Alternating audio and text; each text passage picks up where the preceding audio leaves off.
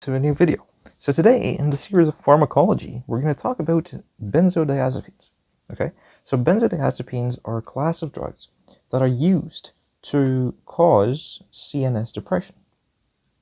Okay, so this is an important topic to understand. So what is CNS depression? So CNS depression is that you decrease the activity of the central nervous system. Okay, so what does that mean? Okay, so what's the components of your central nervous system? You've got your brain, and again, you got your spinal cord. And so what you do is that you decrease the activity of the signals going to these parts of the body, the brain, the spinal cord. What does that do? That would decrease pain, okay? Why? Because pain, it's felt in the brain. So it goes to signals in the brain, and then that was where you feel pain or you feel in your nerves. So you decrease pain, sometimes you give it benzodiazepine. Okay, so how does benzodiazepines work? What's their mechanism of action? Well, mainly, benzodiazepine acts as an allosteric activator. Okay, so this is an important point. What does that mean? Well, an allosteric activator binds to a receptor and increases the activity of the ligand of that receptor. So let me explain.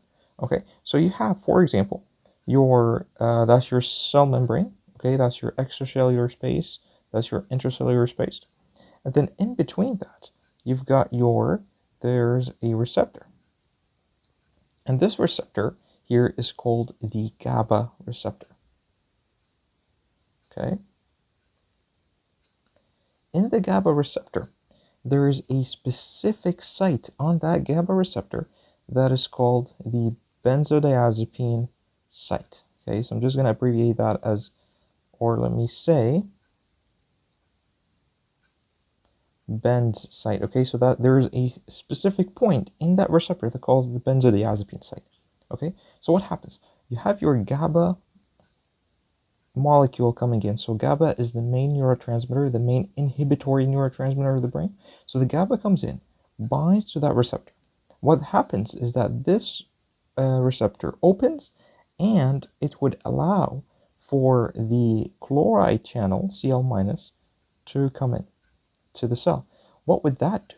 That would decrease the polarization of the electrical impulse, leading to inhibitory effect.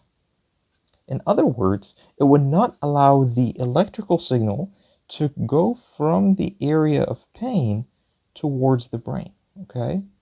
So it would not allow that signals to occur. Okay, so that's great. So how can we increase the activity of that GABA receptor? Well, here comes benzodiazepines. So, for example, if we take benzodiazepine, it comes in, it binds at another site than the GABA site. So here it binds at the benzodiazepine site, which is at the interference between the alpha and the gamma site and subunits. And then what happens is that it would increase the frequency of opening. Okay, so benzodiazepines, what do? They increase frequency of opening. And that's important. Why? That's a common question that they ask. Okay, so what do? They increase the frequency of opening. Okay, what do barbiturates do? Barbiturates increase the duration. So by increasing the frequency, they are more safer than barbiturates. Okay. Why? Because it opens and closes, while barbiturates increase the duration, so it's open for long periods of time, leading to a more CNS depression. Okay, so here is an overview. However, there can be some adverse effects that could happen, and there's a drug-drug interactions. One of the most common drug-drug interactions is with alcohol, okay, or opioids. Okay, so with alcohol and opioids, there is a drug interaction. Okay, and it could be used for the withdrawal from alcohol. So in the therapy to withdraw from alcohol, you might give benzodiazepines. Okay, so because both of them do the same CNS depression. Okay, and then sometimes when you have the opioids taken, that would cause in respiratory depression. So that means difficulty breathing.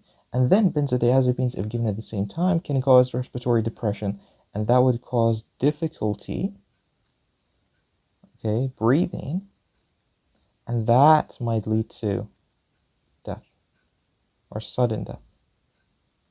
Okay, so here is a quick overview of benzodiazepines. They're an awesome class of drugs. They have been taken.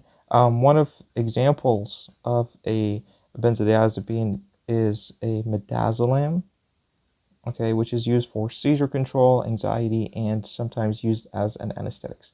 Okay, so I hope this video was helpful. Let us know if you have any questions.